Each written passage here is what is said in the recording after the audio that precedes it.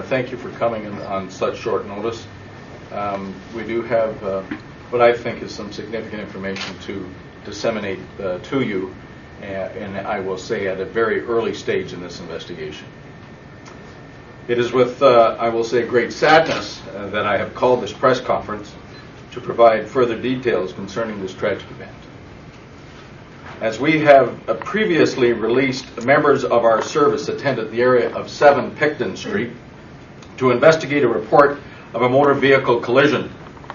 While there was evidence of a collision, investigation revealed that the 2 occupants of that vehicle had in fact been shot.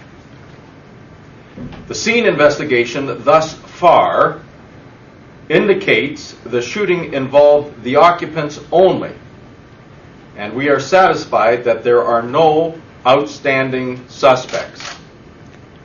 We are treating this investigation as a murder-suicide. The sequence, though, and let me remind you, the sequence of the events that occurred within the vehicle is now the focus of the investigation. Determining the sequence of events within the motor vehicle is contingent upon the results of an autopsy as well as the results of further forensic investigation. As a result, it is impossible for me to elaborate on these events, and I would ask you not to speculate on these events.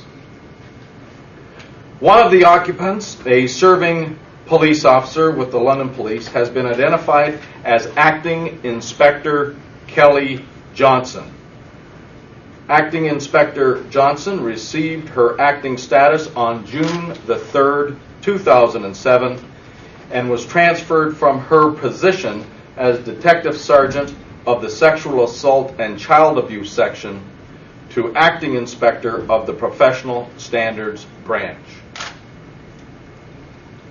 The other occupant and driver of the motor vehicle has been identified as retired London Police Service Superintendent David Lucio.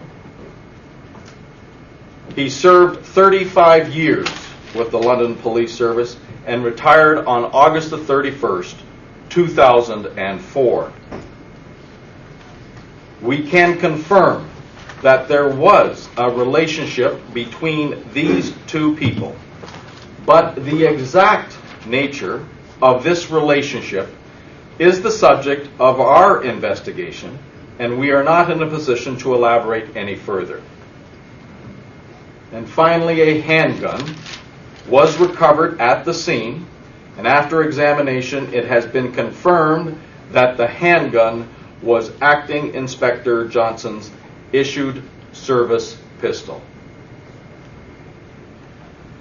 Now, I know that there are more questions than I have answers for you, but please understand that we are doing this news release prior to an autopsy and only 15 hours since the incident occurred.